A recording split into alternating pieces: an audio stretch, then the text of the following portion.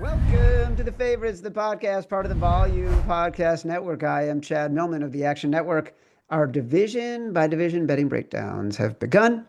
We covered the AFC South on Tuesday. Today, we move on to the equally important, equally respected, equally beloved, also southeastern region of football in the NFL, the NFC South.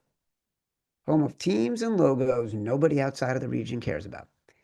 But we're going to talk about them because we do think there's betting opportunities. To help me do all of that, let me bring in my co-host, my companion, my compadre, my BFF professional bettor, Simon Hunter. Hello, Simon. Hello, Chad. What's going on? Listen, you know, nothing gets me more psyched than the chance to talk about professional football in the southeastern United States. It's a running joke. We've been talking about it for years, but by golly, this is our shot. And I will say the Tampa Bay Buccaneers do have a quarterback that we love, that we both think is top 10 in Baker Mayfield. The Bucs division odds plus 102. Conference odds 13 to 1. Super Bowl 28 to 1. Win total at 9.5. Obviously, the biggest factor here is that Liam Cohn, the offensive coordinator, has left to take over as the Jags coach. This will be Baker's third offensive coordinator in 3 years. We do have Baker as a top 10 QB, as I said. But do we worry, Simon? A lot of his success last year was predicated on him throwing more screen passes than ever to help him manage pressure, which has always been an issue for Baker. That meant his EPA, expected points added on screens, was significantly higher, the second highest the past 4 seasons, behind just Patrick Mahomes. Also helped him decrease his sack rate. So the Bucs have won this division for a couple of years running now. Are we selling the Bucs? Yeah, it's hard not to want to sell him, right? It's the same thing what it was last year, where it's like, okay, that was a great year from Baker, but we expected regression, and then he came out and had the best year of his career, and we're gonna find out pretty quick, right? If it was him or Liam. Like, the guy left, has now gone to a different team, and we expect big things in Jacksonville because of that, right? We really respected his offensive mind, and the team did as well. Like, they offered him an insane amount of money. He's probably gonna be the highest paid offensive coordinator in all of football, and that shows the kind of respect he has in this league, where he's using leverage against his former employee while he's already on that jet to his new team, meeting back with the Jaguars. The whole thing was really scandalous, and the Baker got dragged into it, right? They were trying to get Baker to be mad about him. Baker's like, I love that guy. Like, that was one of the best years I ever had. I loved working with him, and you saw them on the field. And the question for me is, like, when does it catch up to him? Like, because that was an insane season by Baker, and that was without Godwin and Mike Evans for large portions of that season. And they've gone out and they've drafted a new rookie receiver that's got a ton of talent. So they're like, okay, we're already forward thinking because Mike Evans here is aging out, Godwin's aging out. We're already thinking forward.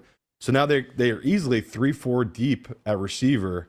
That's a big deal for this team that plans on throwing the ball a lot. And then we saw Bucky Irving come out of nowhere last year and really take off there. So there isn't really questions offensively. The real questions to me is going to be the defense, right? Because I don't think Baker's not the type of year he had last year. Like, naturally, I think there's going to be some regression there.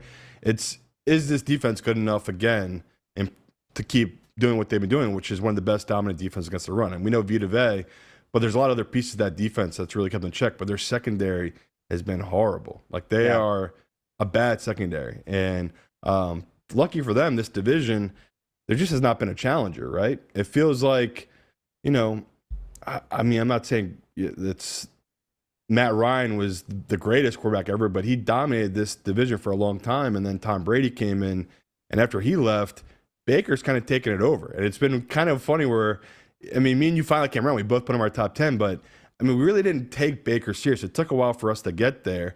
So I get the number, but like, do you want to bet plus 102 on this team? I really don't. and I'm having a tough time taking their win total just because, again, it's another team that it's not a brutal start to the year, but it's not an easy one either. Like they have a first place schedule, they have some tough games, but this is to me the best team. They are the best team in their division. I'm just not crazy about the odds. I wish they were a little better, just because we know we're about to dive into it. Like people are really loving this Atlanta team, so I thought these odds would be closer, but you know that's the respect Baker's getting this team. So it's earned, but to me, our job's value based. I'm just not going to be touching that number 9.5. I have them right at 10 wins. Another team that's like, am I going to force the over here? Because I do think they'll get to 10-7, 9-8. They just feel like that type of team. They have that much talent. It's just hard to get there where you like we're about to talk about these other teams in the division. There's better value to me, but I get the respect they're getting at plus 102. By the way, Emeka Egbuka was the first round pick, the receiver Yes. from Ohio State, who they've added. And look, they've got challenges all across the board. Like you said, that secondary is pretty bad. I mean, the only thing they have going for them is that there isn't a dominating defense in this division. So anytime they're playing anyone in the division, you have the potential because you have Baker, because you have Mike Evans, because you have Bucky Irving, you've got the potential to put points on the board, and steal wins in the division. As much as we sort of don't like any of these teams, the games are going to be lights out. Think about some of these games in the NFC South last year. The Panthers made so many games so exciting. The Saints earlier in the year made games exciting. The Falcons made games exciting. The Bucs made games exciting because they're not quite good enough to put teams away. None of them are. And so 9.5 wins to me just feels like too many. You're going to be sweating that, and there's no reason to grasp it. It feels like it's overinflated because Baker had the year that he had, because the team is clearly the consensus favorite in this division. Zero value. You're priced out of the market. There's just no upside in betting this team in any of these things right now. You're smiling at me. Yeah, and like you're breaking it down here, but it's just very telling where we just did the AFC South, now we're doing the NFC South. No team in either division is over 10 wins, and both these divisions are the lowest win totals of the season because they're such bad teams. But like you talked about, these are awful teams. When they play each other in their own division, the games are always wonky and tight, and that's really true for the NFC South. So I know it's very. You look at that 9.5, you're like, in their own division, like they should steamroll the Saints, right? At best case scenario, maybe they split with the Panthers and Atlanta. So it's like you look at them, you're just saying, well, those are easy wins. How do they not get to the other 4.5, 5 wins? I get why it's so enticing, but it's hard year to year to know these type of wins are going to be in the division, right? It's just so fluky up and down. So it's a good number. Once again, another really sharp number by the book. Like I think they really hung a good number here because I think a general public are going to go in and bet this one, and professionals will take the under. Oh, I 100% believe the public is going to bet this over. Yeah. They're gonna play the over.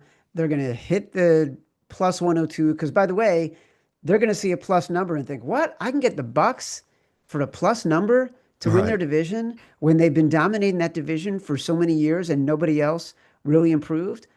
Of course, the public is gonna bet the Bucs in both scenarios, but we're not. No. Simon, we're not gonna do it.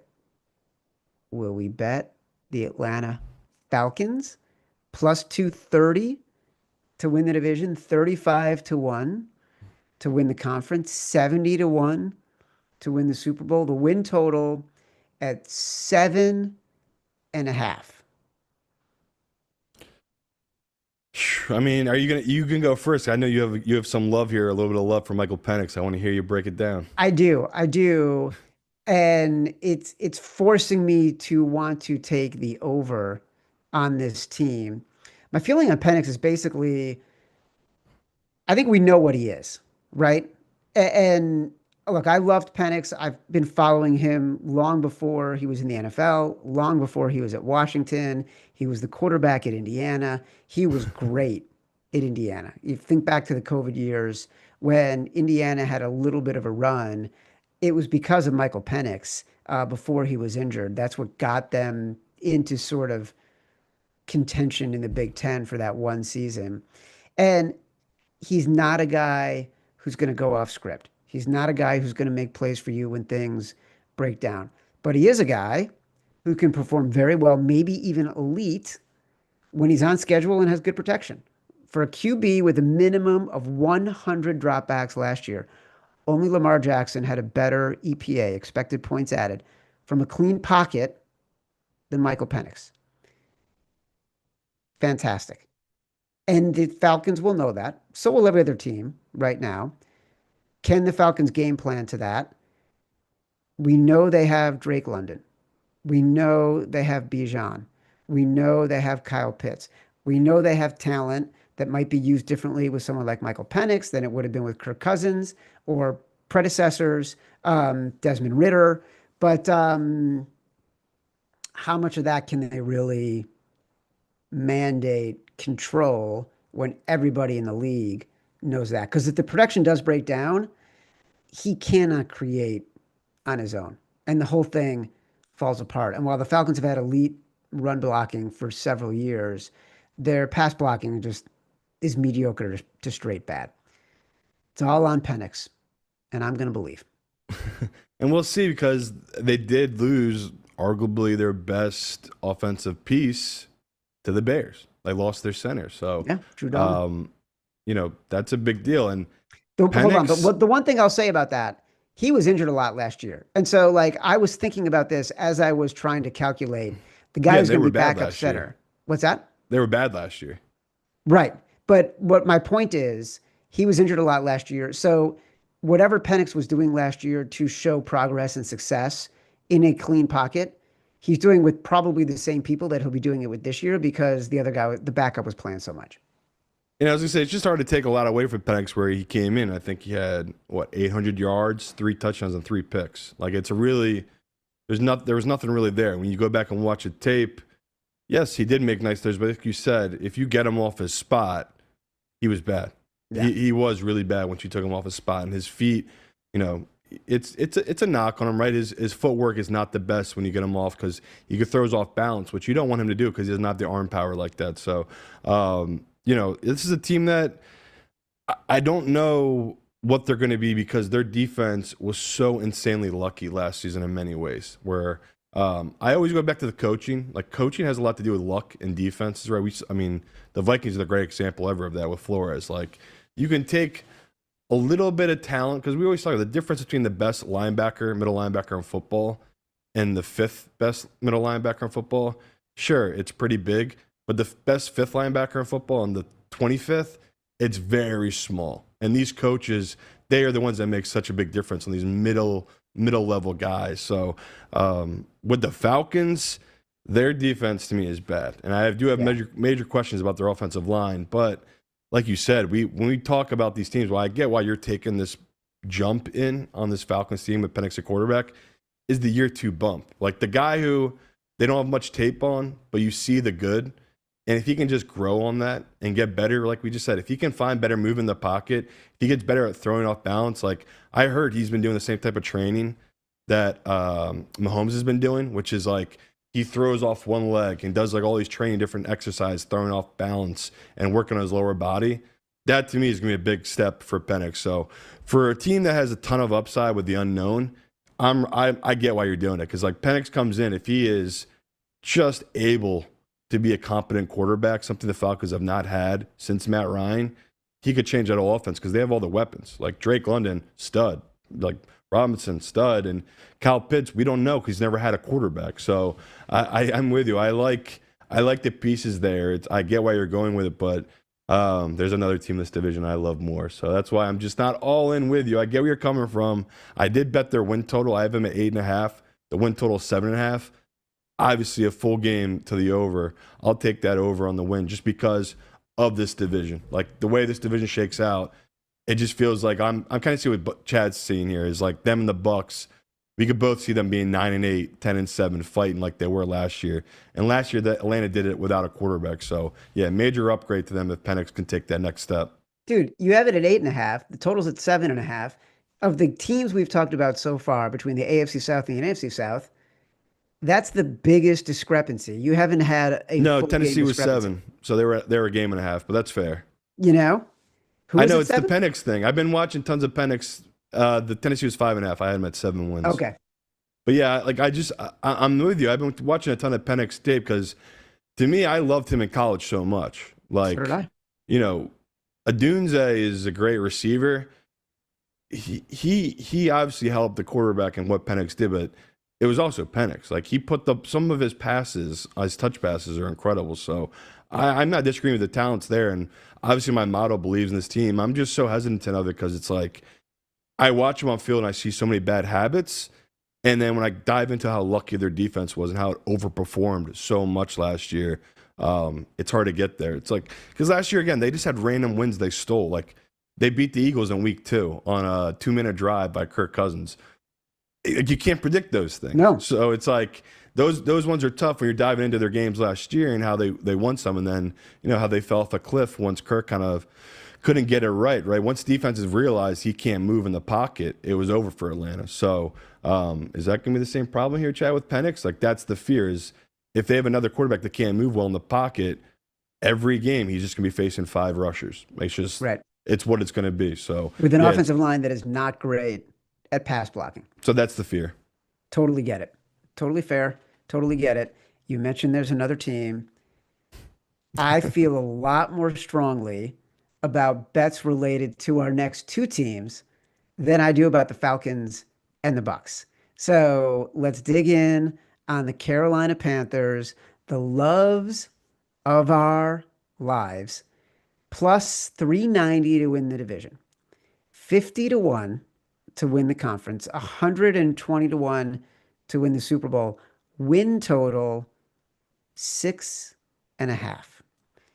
In the final 9 games of the year, the Carolina Panthers went 7-2 against the spread, including 4 outright wins. Reminder, we were so bullish on the Panthers. We talked about the Panthers so much in the preseason, and then they went out and totally shit the bed and made us look terrible for the first 8 weeks of the season. What happened? How did they turn it around? Bryce Young had been injured, comes back, really kind of has nothing to lose at this point because in his first 20 or so games, he's been one of the worst first-round quarterbacks, top overall quarterbacks, who's ever been drafted. He went from being so bad, amongst the worst in the NFL, to middle of the pack. That, like any movement in his improvement, made him look like a viable starter. But to me, the key, and we talked a lot about this last year, you could see it on the field, his decision-making. Like, he started scrambling to extend plays. He's already incredibly accurate. His scramble rate jumped from 25% to 40%, 47%. And this wasn't because his offensive line is terrible. It's actually top 10, top 15 offensive line. It was him moving around in the pocket to make plays and then using his accuracy on the run. He'd keep his eyes downfield. He wasn't looking at rushers. And he was making plays that helped them stay in the game. 3rd down completions, 4th down completions. He just got better. Can we see that? Can we see that from Bryce Young this year? Yeah, and it's like you just broke it down. It was incredible. He was playing himself out of the league. It was over, right? And what did Andy Dalton do? Did he cut his hand, or was he in a car accident? Something happened with Andy Dalton. Yeah, he got hurt. like something fluky. It wasn't like, and that's why he got his job back. Right. It wasn't like Andy Dalton was ever going to relinquish this job. No. Bryce Young was done. It was over. And, we talk all the time how football, it's so heavily mental. That's why all these guys got sports therapists, right? They're constantly working on their brain and their mind. And it's really become a forefront in the last 10 years of how important the mental aspect of the football game is. And the best example is Bryce Young. Like, he was miserable. Like, apparently it was just dead inside. I mean, you would be too. His first game, I believe, he threw like 2 picks. It was a train wreck to start the season and just kept getting worse and worse every week. And we got caught, like Chad is talking about. Like, this is a classic case of believing too much into a model and not what you're seeing in front of you. And I kept saying, but my model's telling me this is a bad number and this team is way better than they're performing. Did not make sense. And then sure enough, once he came back, like you said, they went 7-2. That's when it made sense, where it's like, oh, this is what my model is seeing. When he puts it together and plays within the offense, he's good. Like when he's accurate, they did have pieces there around him. And now they've gone out and drafted a wide receiver, which to me was the biggest deal because, you know, as much as we love Bryce Young, his number one receiver was Adam Thielen. Like Thielen, he was supposed to be, these are his sunset years. He's down there getting ready for retirement. He's not supposed to be the number one receiver of the Panthers. And he was his most trusted receiver. Bryce Young, anytime on a big third down, that's who he trusted because he knew he would run the right route, and he would, even if the window was crazy small, he would give him a window. He would always have that window. The fact that they went out and got a receiver with a top 10 pick, it's a huge deal. And, you know, the offense, you know, to me, it's not my question when I'm betting this team. I have this team at 8 wins. So 6.5, Chad knows I like that number a lot. Divisional odds, you know, wish it was plus 450 like it was earlier. It's down to plus 400, 390 at some books. Still love it. Still think it's good value, but it's tough that it's been bet down because the pros have the same view as us. It's like if he did take that next step and they've spent money on some of these pieces of offensive line and defense, this should be a good team. But that's what the unknown is here, is this defense. Like they were so criminally bad last year, this defense, that even the games they were in, they got totally thrown out because it's like you're asking Bryce Young to have to put up 35, 30, you know, 38 points in a game. It's just like they don't have the offensive weapons to do that. So that to me is our big fear here, Chaz. We're betting a team that they might have even worse defense than the Saints, which we're going to get into the Saints about being a train wreck. But that's a true statement. The Panthers might have the worst defense in this division. So that to me is what I'm really looking forward to in camp, seeing what I'm going to see from their defense. You know, it's not so much the preseason games now. I've learned my lesson that it really is about the team practices. When they practice with other teams, that film has been really valuable. When they have practice against other teams and you see what type of defensive sets they're trying to run. So it's definitely a team Panthers. I'm going to dive more into their defense during this preseason. But right now, as we stand here, I'm just so infatuated with their offense. I just trust it so much that I have to take the divisional odds. So look, the receiver they drafted in the first round was that kid McMillan from Arizona. And, you know, a lot of people, I don't know enough about him to weigh in on whether or not he's going to be impactful, added value, whatever it's going to be. Certainly, if Adam Thielen was his top target, Bryce Young's, you need to find an improvement there. Agree with you. This defense was just shredded, right? Yeah. And even when they started to get guys back from injury, they never got very good. And it's what made it's what made every Carolina Panthers bet so heart pounding. The fact that they did win 4 of those last 9 games outright, covering this, that they also covered the spread in, is encouraging. But a lot of that was on Bryce Young. They have the 7th easiest strength of schedule per Vegas win totals. I'm so glad to hear you say that you like the Panthers as a division long shot, or at least over that 6.5 win total, because like that's just blaring. The win total to me is the real play for this team, because that is a blaring discrepancy in the market. But then again, you know, we could be falling into a trap. We could, but the thing I love most about their schedule is it is brutal how late their bye is. Their bye week, I believe, is not until week 14 or 15, like something crazy late like that. But when you look at their schedule, the way it ends is they end New Orleans, Tampa, and then Tampa again when the last game of the season. I think Seattle's thrown in the middle there somewhere. So they get to face Tampa twice in the final 3 weeks. That's a big deal when we're betting win totals, right? Because Tampa, if they do win this division somehow like they did last year and they got a game out and they don't need it, that's a huge throwaway for us at the end of the season. And even better, if we're in this spot for Carolina Steelers division, they're facing the division leader most likely 2 out of the last 3 weeks. That's how you steal the season, right? That's how you make it happen. So to me, when I have a young team like they are, inexperienced, I want that type of thing. I don't want them facing the Bucs early in the year. I want them facing the end of the year where you can coach these guys up and have them in a rhythm where we saw it last year. This Panthers team got better as the season went along. That's how you know you have a good coaching staff. So that was something that jumped out to me last year that I knew going into this year. I was going to keep drinking the Kool-Aid. Like the way they finished, what'd you say, 7-2 against the spread? Yeah. Right away, With I four knew. outright wins. Yeah, like really impressive stuff. So, we might get a little lucky here with the way the schedule makers did it, where that final 3 weeks facing the Bucs twice could be a game changer for this team. Well, look, I think they're opening game against the Jags. And so we're going to learn a lot, even in that opening week. How close can we get to that 6.5 win total? It's going to be a tough play for us because we love betting on the Jags and we love betting on the Panthers. So what are we going to do? Yeah. Matt Mitchell, when we post this, cue the conspiracy music because I have one right here. Simon, you just said something really interesting to me. The end of the season, they get the Bucs 2 of the last 3 weeks. The NFL has made a really concerted effort the past several years to backload the division matchups. So there is something exciting that happens at the end of the season where division races could be in play, right? To me, this is the NFL saying, we think the Panthers are really the team that could have the best shot at knocking off the Bucs by the way they're scheduling this. Script is written, my friend. I wish it was so, but I don't. I don't know if the Panthers are on the schedule makers' radar yet. Right?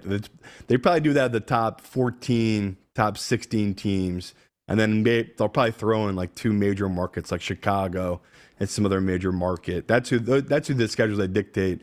These NFC South foes. They just throw them in a blender. They make their schedule match the real teams. So I view this as luck. Like they got really lucky to me, Chad, where that's the exact scenario they needed, right? Facing them twice in the last 3 weeks. That's a huge deal to me for this Panthers team, just because if they would face them, like we said, if they started the season opening at the Bucs, okay, you're already 0-1 against the top dog in the division.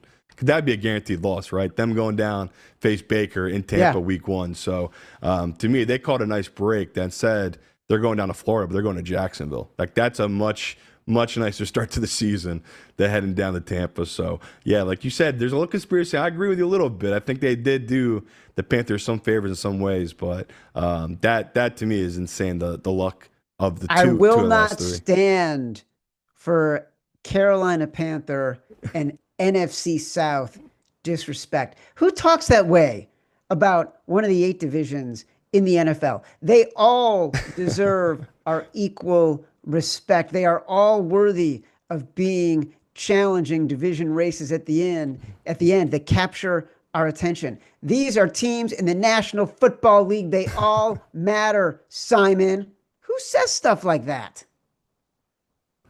This guy. Well, one of the teams that maybe shouldn't be in the NFL is the New Orleans Saints. They are 14-1 to win the division, 150-1 to win the conference, 400-1 to win the Super Bowl. Longest odds of any team in the NFL to win the Super Bowl, longer than the Cleveland Browns.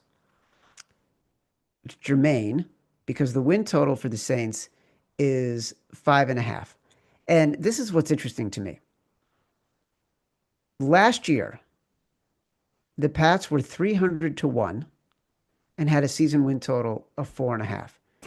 The Panthers were 250-1 and had a season win total of 5.5. Even the Browns at 4.5 wins are at 300-1. When you think about that, when you hear that as a bettor, what is that signaling to you? Because it is signaling something to me. I mean, it's simple. Not that the sports book are begging anybody come in and put $1 on this team, if willing to, in a positive way. So that to me is the signal there. That's just all negative money right now on the Saints, nothing positive. To me, the signal is bet the under 5.5. Yeah, right. That's ultimately what it's saying. Like they're desperate for the money at 400 to 1, but why would they put their number at 5.5? That's what doesn't make sense to me. It feels like they've inflated this number and I can't figure out why. Really weird. I agree with you. This to me feels like a number though. If this kid Shuck comes out and he's just dog shit in this preseason, this will go to 4.5. Like they will have to move it if he's just that terrible. This football is a weird sport, right? Where it's like this is the type of team they have enough veterans across the board that if he comes in, he's just comparable at the quarterback position.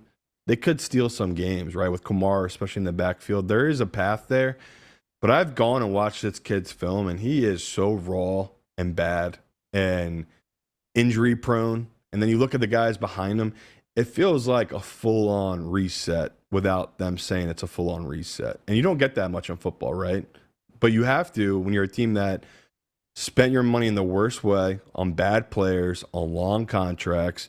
And it's basically all these backloaded years from the Drew Brees era catching up to them, right? It's just been really brutal in the books, the money they've allocated these different players. So, yeah, this was a game. I mean, this was the line. And right away when I saw it open up, I jumped on the under, and I'm like you. I was just like, am I the fish here? Is this too easy? Because I didn't get the 5.5 hanging that number either. I didn't know what the book's model is giving them back to even think they could get the 6 wins this season, because that's hard. Like when you don't have anything at the quarterback position and anything behind it, that is really hard to steal games. Like if they had Joe Flacco there, I might have hesitation, honestly. I know it sounds stupid, but if they had a comparable veteran quarterback, just because they have so many good veterans on the team, it would give me pause, Chad. I think you, I, and the public and most professional bettors are all the view of this is just a team much like the Giants that, they don't mind to tank the season because in their mind, there's a great group of quarterbacks coming out next year. And it's a good time to reset if you're an organization like the Saints in a division that, all these teams, say what you want, they have their quarterbacks for the most part, right? The team, Bryce Young, it's his team. For now, the Bucs obviously have their quarterback, and we think Michael Penix will be the Atlanta's quarterback. They don't have any identity right now, the Saints. So I think that's why me and you are both so confident in this one. And there's always going to be the scenario of the Vikings like last year, right? There's always that randomness that if a quarterback can come in and just shock a team and breathe life into it. Nothing I've seen from this kid Shuck has done that, Chad. Like, even the stuff I'm reading about him, it's just growing pain after growing pain. After a pick to the linebacker, after a pick to the cornerback in practice. It's just a steep learning curve for someone like him who hasn't had a lot of reps in college because of injuries and other factors to you are now in the NFL playing at the highest level, and you're supposed to be the leader of this team. I think it's just a lot to ask of a kid like this. So, yeah, I think we're in sync here. It's one of my favorite bets. The under Saints 5.5. It's Tyler Shuck, spelled Shough, but pronounced Shuck, as in, oh fuck, this guy's our quarterback. Yeah. And I'll throw another little conspiracy at you. You ready? I love it. Okay. New Orleans Saints. Clearly not being aggressive to get quarterbacks, to get quality competition. Like you said, so many salary cap issues that Here just we made a go. lot Is of this the bad coward decisions. take I don't know. I don't know what the coward take is.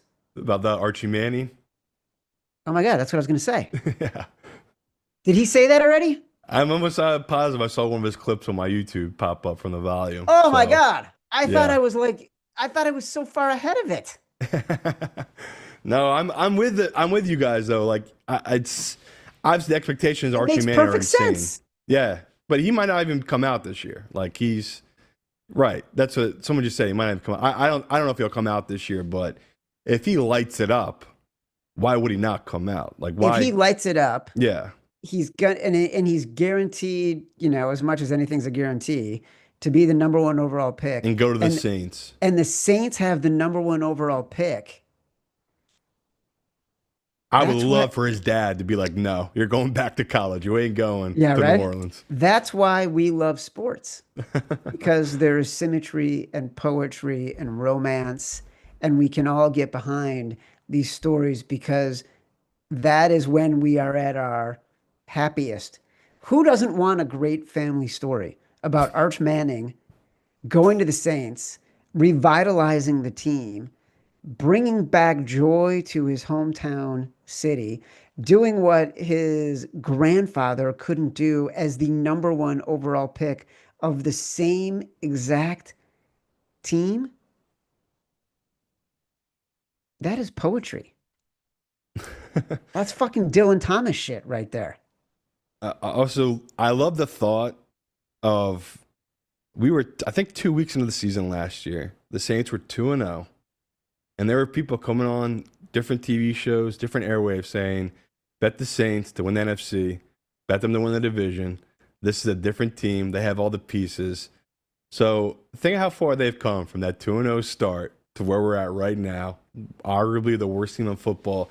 It just, NFL comes at you so fast. It can change so fast. much. It's just, I feel for this franchise. Obviously, Drew Brees left, Sean Payton left, and they left you holding the bag, right, with all these guys. You need to just blow it all up and reset. You have a lot of veterans on the team that, they're playing out their contracts here at the end. It's all coming to an end. This is going to be a 2, 3, 4 year rebuild. Like, they have so much work to do. So that's the weird thing about them. That's why the books hung this at 5.5, because they do have enough veteran talent that if this kid Shook comes in and he's good, this could hit. To me, like me and Chad just talked about, I think the books are way off the mark here. Everything I've seen from this kid, he is not the answer to their problems right here. He's just naturally, you see it right away with some of these guys coming in, like they can read the field or they just have the God-given ability. He has neither right now. So it just feels like dark days ahead. And I would tell you to grab the 5.5 now, because I could see this going to 4.5 after a couple of preseason games. This has Chris Wanke vibes written all over it. Agree. Do you remember Chris Wanke? Were you old enough for Chris Wanke? Yeah. Was he Florida? Chris Wanke was Florida State, had played baseball, got drafted as a very old dude, went to the Panthers. They put the ball in his hands, and immediately with George Seifert, I think went 1-15.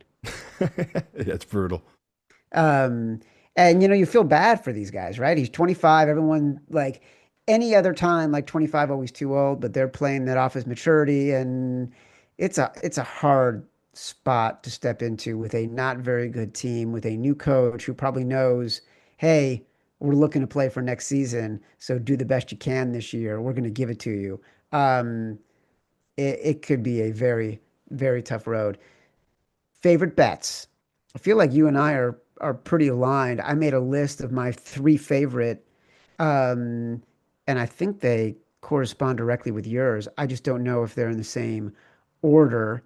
So you go first. Yeah, my favorite bets would be Panthers over 6.5, Saints under 5.5, and then the Panthers division plus 400. To me, that's the best value. We'll talk right before the season. I'll give it a couple parlays. I'll probably throw the Bucs into one, but as we stand right now, I don't have a single dollar invested in that Bucs team and their win total, Super Bowl odds, any of it. I'm just, I don't know. I hate that I'm so skeptical of this team, but I just can't help it. There's just so many questions right now what they're going to be like with all the turnover at the offensive coordinator position. I had Saints under 5.5, Panthers over 6.5. And then I had Falcons plus 230. I just couldn't get there on the Panthers to win the division. I know it's the better value. It's a little bit like the Titans play, right? Like, why invest at short numbers when... Even after my whole Bucs playing the Bucs twice in the last 3 weeks? Now I'm rethinking it.